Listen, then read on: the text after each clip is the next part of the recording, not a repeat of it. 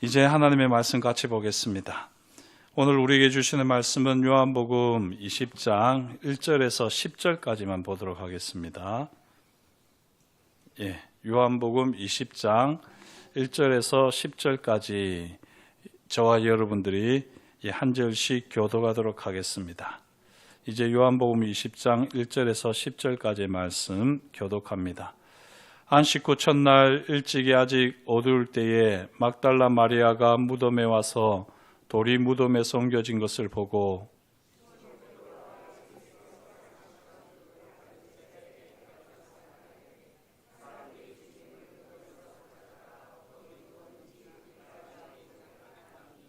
베드로와 그 다른 제자가 나가서 무덤으로 갈새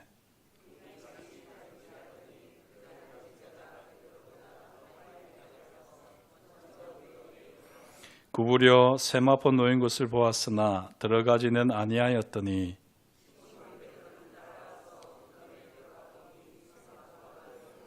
또 머리를 쌌던 수건은 세마포와 함께 놓이지 않고 딴 곳에 쌌던 대로 놓여 있더라.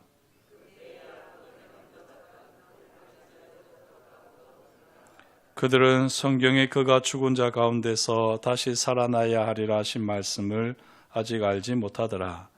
이에 두 제자가 자기들의 집으로 돌아가니라. 아멘. 오늘 요한복음 20장 1절에서 10절 말씀을 가지고 부활로 완성된 구원이라는 제목으로 함께 은혜를 나누겠습니다. 이 부활로 완성된 구원, 이 제목은 사실 구역 공과에 있는 제목인데요. 조금 달리 이 제목을 정해본다면 빈 무덤 앞에서 시작된 믿음, 이렇게 제목을 좀 표현을 해보고 싶습니다.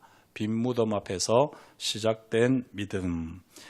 오늘 이 말씀을 통해서 사실 우리는 부활신앙이 뭔지, 또 우리가 이 부활절 이후에 우리 삶을 돌아보면서 정말 우리가 주님의 부활을 믿고 또 그 부활을 누리며 살아가고 있느냐, 우리 스스로를 한번 좀 돌아보면 좋겠습니다.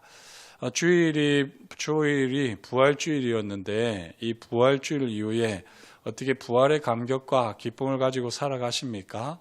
아니면 그냥 이전의 일상과 별반 다르지 않습니까? 우리 임동희 권사님께서 기도 중에도 고난 주간 동안에 있었던 은혜들을 또 감사하시면서 그렇게 이 부활의 기쁨을 또 감사하셨는데, 사실 이 부활이라고 하는 것이 우리가 조금 정직하게 보게 되면 참 부활을 경험한다는 것이 사실은 그렇게 쉬운 일은 아닙니다. 오늘 말씀을 봐도요, 요한이 이야기하고 있는 이 말씀의 의미를 정확하게 우리가 좀 살피면 좋은데, 지금 요한이 부활을 확신하고 있는지 아닌지 그것을 오늘 말씀을 통해서 우리가 한번 확인해 보시면 좋겠습니다. 보통 우리는 흔히 부활을 믿는다 이렇게 말을 할 때요, 너무 빠르고 쉽게 부활에 이릅니다.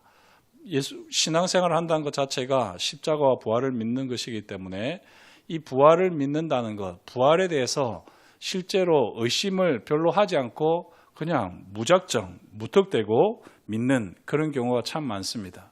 그런데 오늘 말씀을 통해서 보게 되면요, 사실은 이 제자들도 주님의 부활하신 이 사건을 놓고 바로 주님의 부활을 믿지는 못했습니다.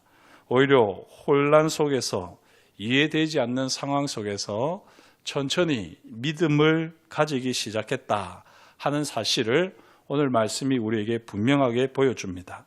오늘 이 말씀은요, 부활을 증명하는 장면이 아니라 믿음이 어떻게 시작되는지, 부활 믿음이, 주님이 부활하셨다고 하는 믿음이 어떻게 시작되는지 그 출발을 보여주고 있다는 사실입니다. 자, 오늘 말씀을 보시면 안식 후 첫날 이른 아침에 막달라 마리아가 일찍이 무덤에 가게 됩니다. 거기 가서 보니까 돌이 굴려져 있죠. 돌이 옮겨져 있습니다. 무덤을 막고 있던 돌이 옮겨져 있고요, 무덤이 열려 있습니다. 그때 이 막달라 마리아가 어떻게 내리느냐, 곧바로 결론을 내리기를 사람들이 주님을 옮겨갔구나 라고 이렇게 결론을 내립니다. 사실 이 1절을 보시면은 막달라 마리아가 무덤 안에 들어갔습니까? 안 들어갔습니까? 예? 들어갔어요? 안 들어갔어요? 예, 1절만 놓고 보면 안 들어갔습니다. 그죠? 예, 1절만 놓고 보면 안 들어갔습니다. 사실은 막달라 마리아는 조금 성급한 결론에 이른 겁니다. 돌문이 굴려져 있으니까 야, 이걸 보고는 누가 예수님의 시체를 옮겨갔겠구나라고 그냥 성급하게 결론을 내린 것이죠. 그리고는 당황한 나머지 시몬 베드로와 예수께서 사랑하시던 제자 누구지요? 요한에게 찾아간 것입니다. 그리고는 말하기를 사람들이 주님을 무덤에서 가져다가 어디에 두었는지 우리가 알지 못하겠다 이렇게 말을 하는 것입니다. 또 이걸 보게 되면 들어가서 무덤이 비었다는 것을 본 것 같기도 합니다. 그죠? 그래서 이 사실 1절과 2절을 통해서 명확하게 마리아가 들어갔는지 안 들어갔는지 우리는 잘 알 수가 없어요. 근데 들어갔다는 말은 없는데 2절을 놓고 보면 주님을 무덤에서 가져다가 어디 두었는지 우리가 알지 못하겠다 이렇게 말을 하고 있습니다. 그래서 사실 이 성경이 좀 명확하진 않아요. 항상 보면 애매합니다.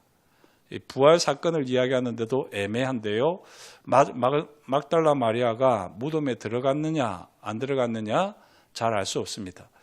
그러나 조금 우리가 추론을 해보면 막달라 마리아가 들어갔으면 들어갔다고 얘기했을 텐데 말을 하지 않고요.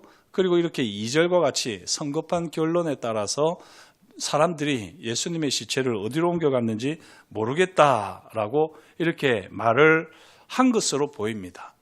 자, 이렇게 했을 때요, 베드로와 다른 제자 요한이 열심히 달려가는 것이죠. 무덤으로. 그랬을 때에 조금 어린 요한이 먼저 무덤에 도착하지만 무덤에 들어가질 않습니다.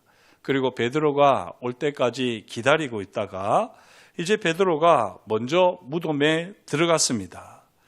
자, 그렇게 먼저 베드로가 들어가서 보았는데요. 이렇게 들어가서 보고는 아무런 반응이 없는 거죠. 그래서 뭔가 조금 이상하게 여긴 요한도 이제 베드로를 따라서 무덤에 들어갔습니다. 그렇게 무덤에 들어가게 되었을 때에 그때 요한이 본 것을 이제 6절부터 이야기하는데요. 6절, 7절 한번 보시겠습니다. 6절, 7절을 보시면 시몬 베드로는 따라와서 무덤에 들어가 보니 세마포가 놓였고 또 머리를 쌌던 수고는 세마포와 함께 놓이지 않고 딴 곳에 쌌던 대로 놓여 있더라. 이렇게 되어 있습니다. 자, 여기 보시면 5절부터 다시 보시면 구부려 세마포 놓인 것을 보았으나 들어가지는 아니하였더니 이렇게 되어 있는데요. 요한이 들어가지는 않고 보았을 때에 세마포가 놓인 것을 보았습니다. 어떻게 보면 이 5절 말씀을 통해서 마리아도 무덤에 들어가지는 않았지만 그 세마포가 놓인 것은 보았던 것 같아요. 요한처럼. 그렇게 세마포가 놓인 것만 보았는데도 예수님이 보이지 않았다는 것이죠. 시체가 보이지 않았다는 것이죠. 그리고는 누가 이 시체를 옮겨갔는지 모르겠다. 그렇게 막달라 마리아가 이야기했는데 이제 요한이 구부려서 세마포 놓인 것을 보았고 들어가지는 않았는데 시몬 베드로가 들어가서 보았더니 세마포가 놓여 있고 그 다음에 머리를 쌌던 수고는 세마포와 함께 놓이지 않고 딴 곳에 쌌던 대로 놓여 있더라. 이렇게 이야기합니다.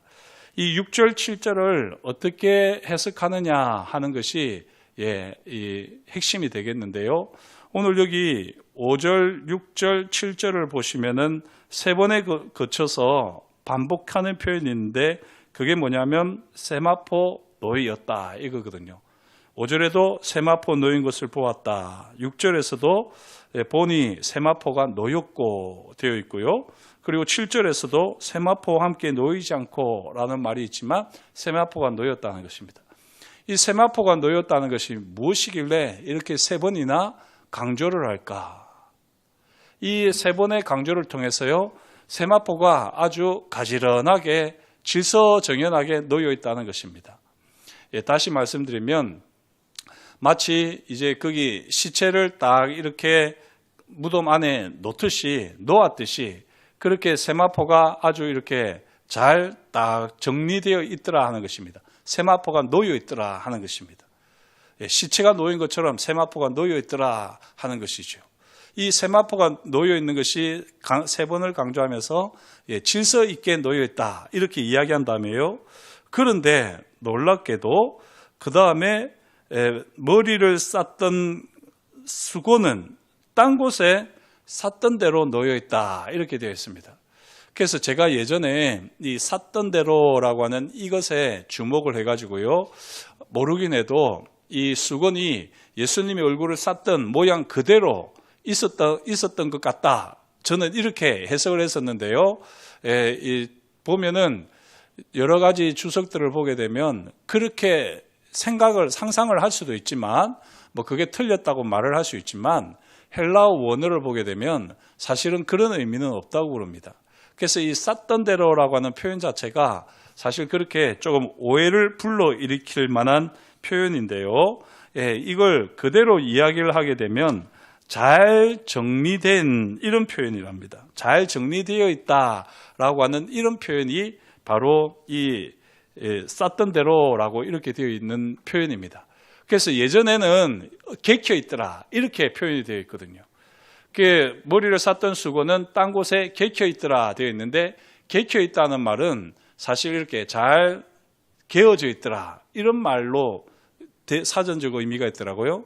그래서 좀 더 이 말을 원래대로 이야기하자면, 세마포가 잘 놓여 있고, 마치 시체가 거기 있는 것처럼 세마포가 잘 놓여 있고, 그렇게 질서 있게 정돈이 잘 되어 있고, 그 다음에 머리를 쌌던 수건도 다른 곳에, 그 세마포와 같이 있는 것이 아니라 다른 곳에 수건이 잘 놓여 있더라.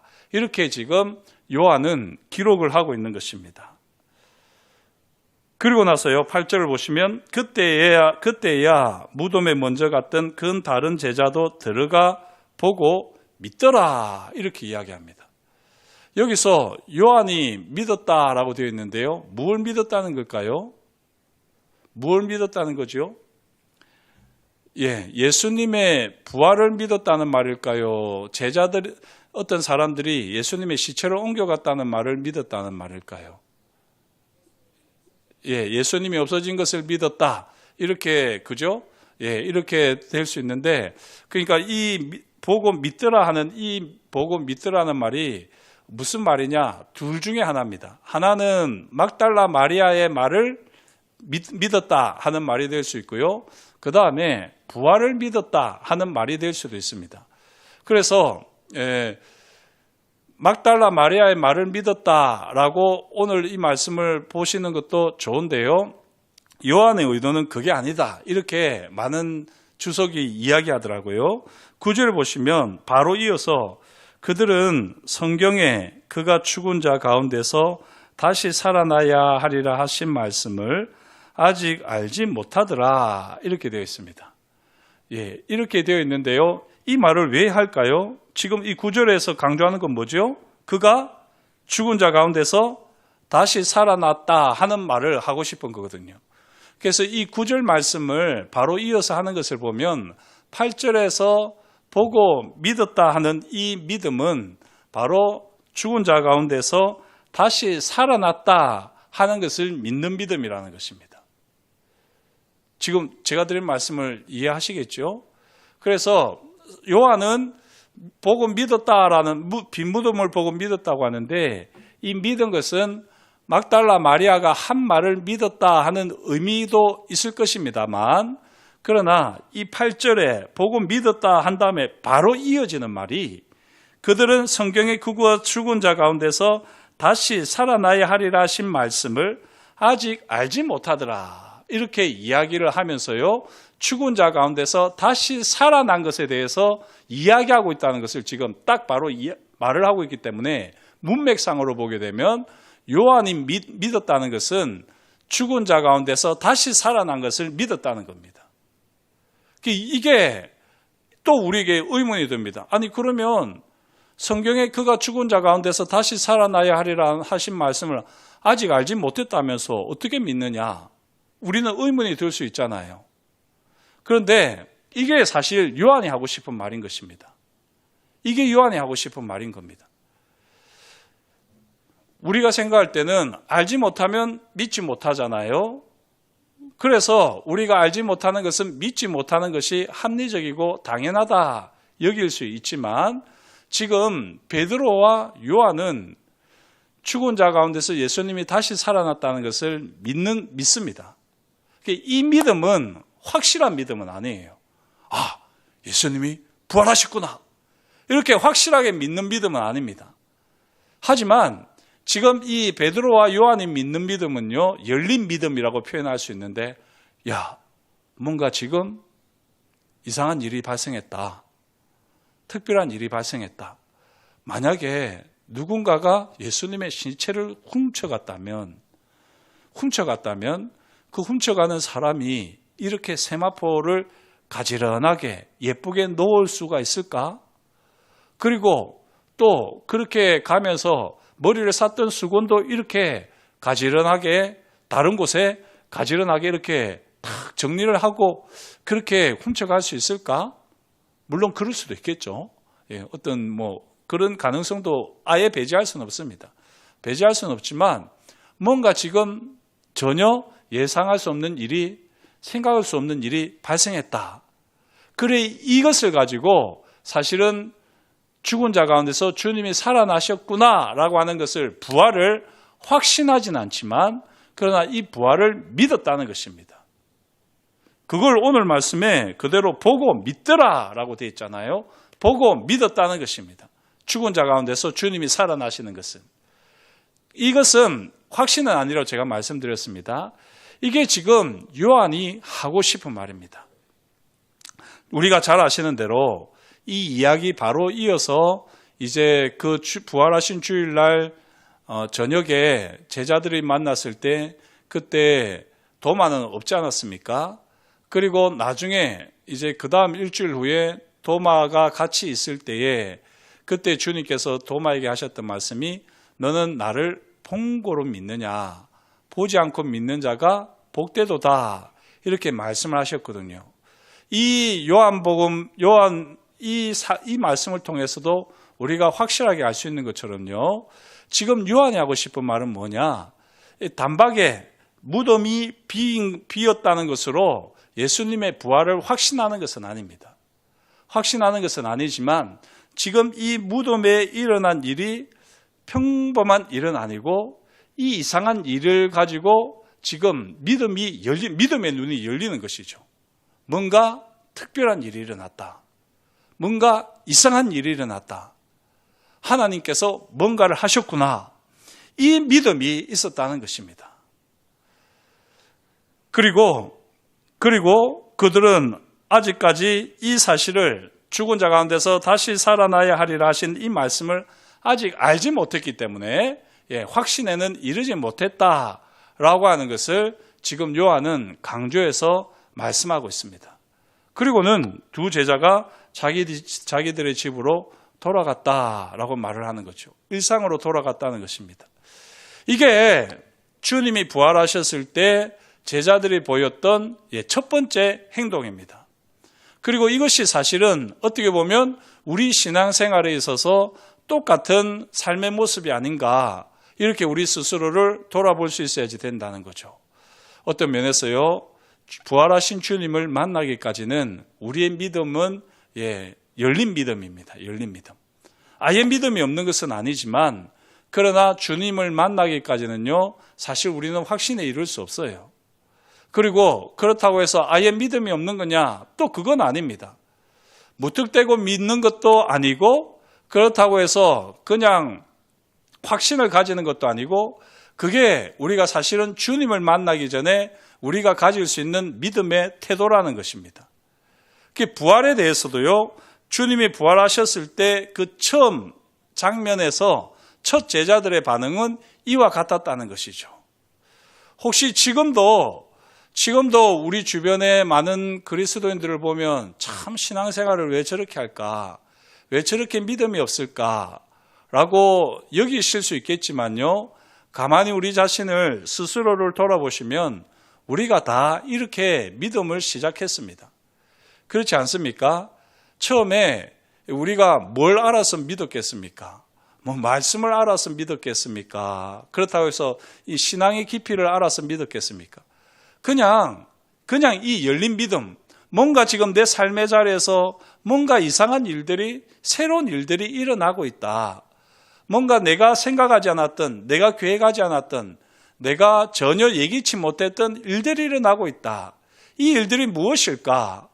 이게 저 그리스도인들이 말하는 하나님께서 하시는 일인가? 주님이 하시는 일인가? 이렇게 신앙생활을 하지 않았습니까? 이렇게 열린 믿음을 가지고 우리가 신앙생활을 하다가 주님을 만나게 되고, 그 주님을 만나게 되면서 이제 우리가 말씀을 깨닫게 되고, 그 말씀과 함께 주님이 내 삶에 역사하시는 것을, 주님이 부활하셨음을, 나를 위해서 십자가에서 죽으셨음을 우리는 확실하게 깨닫게 되는 것이죠. 지금 요한이 말하는 것도 바로 그것입니다. 주님이 부활하셨을 때에 주님이 부활하신 그 빈 무덤을 보고 이것이 부활의 증거라고 이야기할 수는 없다는 겁니다. 제자들도 그 빈 무덤을 보고는 주님이 부활하셨다고 확신한 것은 아니었습니다.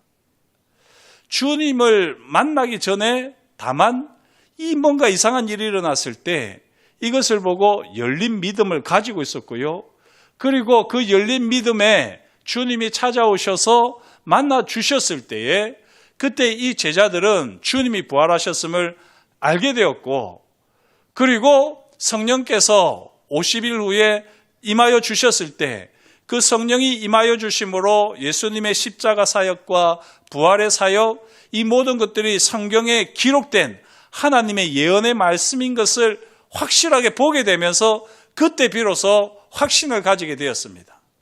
그리고는 자신들의 목숨을 내어놓고 부활의 증인으로 살아갈 수가 있었던 거지요. 오늘 이 요한이 이 말씀을 통해서 보여주는 이 두 제자의 모습, 이 두 제자의 모습은요, 무턱대고 믿는 신앙이 아니었어요. 신앙이 아니었습니다. 그렇다고 해서 그들이 분명한 부활의 증거를 가지고 확신한 것도 아니었습니다. 그러나 그들의 삶의 자리에서 일어나고 있는 이 특이한 일, 이 뭔가 설명할 수 없는 이 일을 그냥 허투루 넘기지 않고 이 일을 통해서 믿었다는 것이죠. 주님이 다시 살아날 것에 대해서 확신이 아닌 믿음을 가지고 있었다는 것입니다. 이 말씀이 저와 여러분들에게 위로가 될 수 있으면 좋겠습니다.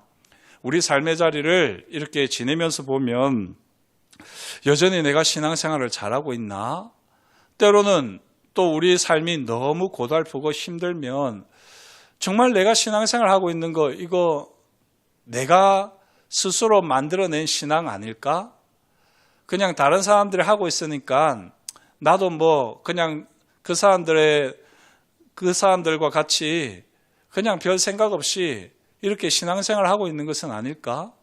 내가 이렇게 하는 신앙생활이 맞나? 이런 생각이 사실은 좀 들어야지 정상 아닐까요? 그렇게 들어야지 됩니다. 처음에 신앙생활 할 때는. 그리고 그것은 지극히 당연합니다. 그런 상태에 있을 때라도 저와 여러분들은 아마 그런 사람들을 이제 우리가 보게 될 텐데 그런 분들이 열린 믿음을 가질 수 있도록 그렇게 우리가 먼저 믿는 사람으로서 기다려 줄 수 있어야지 되고 또 우리가 그렇게 주님이 살아계시고 주님께서 우리 삶의 자리에서 이렇게 역사하신다라고 우리가 삶으로 보여줄 수 있어야지 됩니다. 주님의 부활은 주님이 직접 나타나시지 않으시면 주님께서 직접 말씀하시지 않으시면 결코 증명할 수 없습니다. 저와 여러분들이 부활을 증명하려고 하지 마십시오. 제가 이 부활절만 되면 이렇게 말씀하잖아요. 주님의 부활을 우리가 증명할 수가 없어요.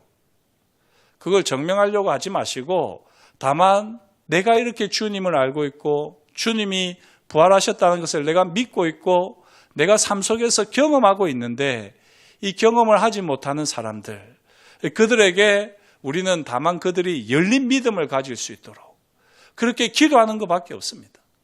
그리고 그렇게 열린 믿음 가운데 주님, 살아계시는 주님께서, 부활하신 주님께서 친히 나타나셔서 역사하셔서 그들의 삶을 바꾸어 주시옵소서. 그렇게 기도하는 것 외에는 우리가 할 수 있는 것이 없습니다. 조금 더 이 성경을 통해서 우리가 분명하게 이야기를 하자면요, 이렇게 우리는 이야기할 수 있어야지 됩니다. 부활하신 주님께서는 지금 어디에 계시지요? 하나님 보좌 우편에 앉아 계시잖아요. 그죠? 그래서 주일날에도 말씀드렸지만 지금은 우리 삶에서 역사하시는 분 주님이 맞습니다. 예수님이 아닌 건 아니지만, 그러나 예수님이 하늘 보좌에 계시기 때문에 부활하신 주님을 우리가 여기 내려오라 하고 말을 할 수가 없어요. 부활하신 주님이 내 친구에게 나타나 주십시오. 그래서 짠 나타나가지고는 내 친구가 믿게 해주십시오. 그렇게 우리가 기도할 수가 없는 것입니다. 말도 안 되는 이야기입니다. 우리가 이 성경을 자세히 정확하게 보게 되면 정확한 개념과 함께 신앙을 가져야지 되는데요. 그것은 바로 우리 주님이 부활하셔서 하나님 보좌 우편에 앉아 계시고, 그리고 주님께서 우리에게 50일 만에 성령을 보내주셨잖아요. 그래서 성령께서 내려오셔서 그 성령을 통해서 증인들의 고백과 성경 말씀과 이 예언의 말씀과 그리고 삶의 자리에서 나타나는 성령의 역사를 통해 가지고 주님의 부활이 증명되는 것입니다. 이 일을 위해서 우리는 계속해서 기도해야 될 텐데요. 그런 기도 가운데서 우리가 오늘 말씀을 위로로 삼아야지 됩니다. 제자들도 처음부터 부활의 확신을 가졌던 것은 아니다. 다만 그들에게 있었던 것은 열린 믿음이었다. 그리고 이 열린 믿음은 다른 것이 아니라 사람이 생각할 수 있는 평범한 그 일상이 아니라, 그 사건이 아니라 사람이 생각할 수 없는 특별한 일이 일어났었고, 거기에 대해서 물음표를 가지고 그 물음표를 불신으로 가지고 가지 않고 오히려 이 물음표에 대해서 신앙적인 답을 얻고자 하는 마음, 이 열린 믿음으로부터 신앙이 시작된다. 그리고 이 열린 믿음을 가질 수 있도록 우리 주변에 믿지 않는 사람들이 이 열린 믿음을 가질 수 있도록 우리가 그 역할들을 감당해야 한다는 것입니다. 그게 우리가 할 수 있는 전부입니다.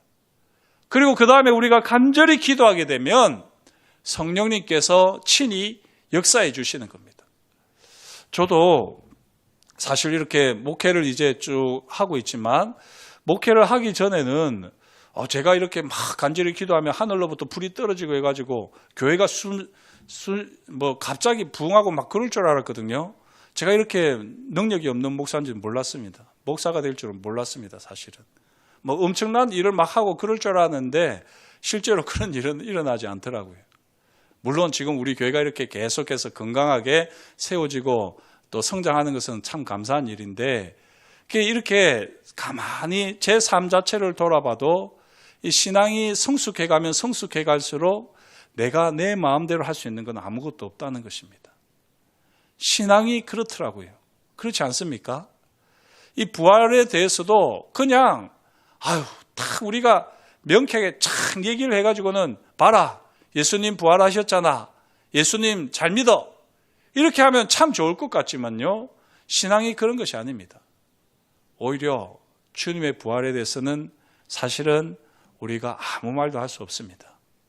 성경의 그 어느 것을 가지고도 주님이 부활하셨다고 부활의 증인들이 고백을 하고 증명을 했다, 이렇게 말은 할 수 있지만요, 봐라, 주님이 부활했어, 이렇게 말을 하는 것 자체가 불신자들한테는 전혀 안 먹히는 이야기입니다. 들리지 않는 이야기입니다. 그렇다고 해서 주님이 부활하지 않았다는 말씀이 아니잖아요. 그죠?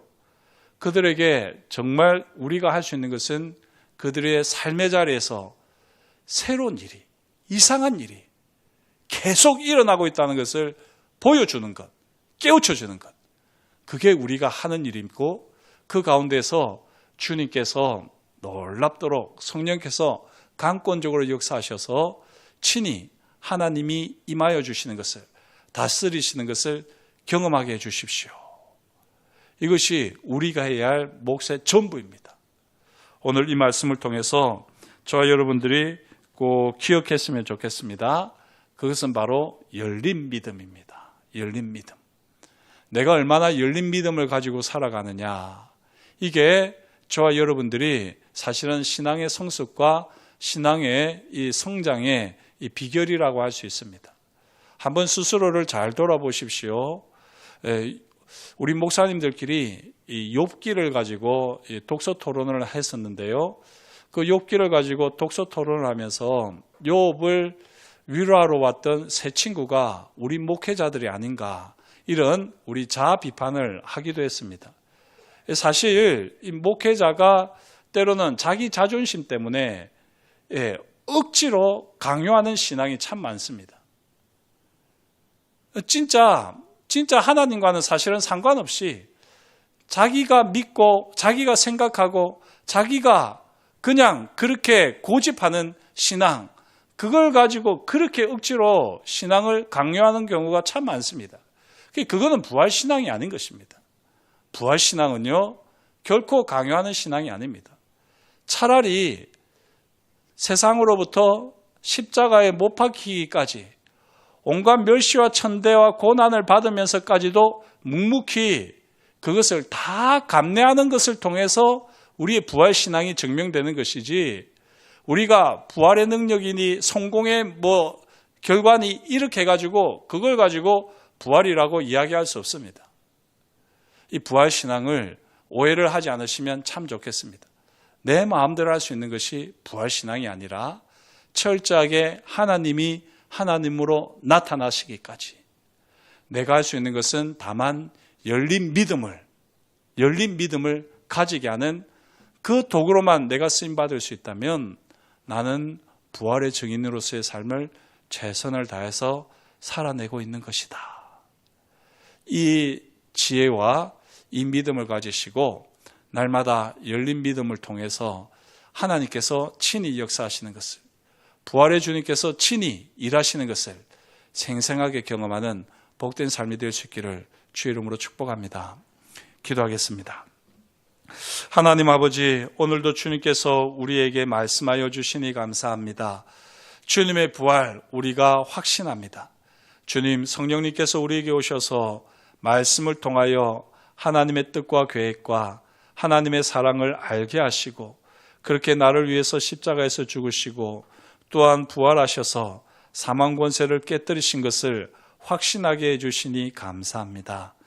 그러나 하나님 아버지, 아직도 이 부활을 믿지 못하는 우리의 가족들, 우리의 친구들, 우리 주변의 이웃들, 그들을 향하여서 참 안타까운 마음이 생기지만, 그렇다고 해서 우리가 이 부활을 강요할 수 없는 것은 우리 하나님께서 하나님의 때에 하나님의 방법으로 역사하실 것을 우리가 잘 알기 때문입니다. 하나님 아버지, 어리석게 우리의 판단과 우리의 고집으로 하나님, 다른 사람들의 신앙을 재단하거나 정죄하거나 판단하지 않게 하옵시고, 다만 우리 삶의 자리에서 하나님께서 일하시는 것을 자세히 보고 이 열린 믿음을 가지고 그렇게 열린 믿음을 만들어내는 부활의 증인의 삶을 겸손하게 살아가는 우리가 되어지게 하시고, 그 가운데 우리 주님께서 친히 역사하시는 것을 하나님 아버지, 많은 사람들이 보게 하여 주옵소서. 그렇게 우리를 부활의 증인으로 날마다 새롭게 사용하시고 영광 받으실 것을 인하여 감사를 드려오며 예수님의 이름으로 기도드립니다. 아멘.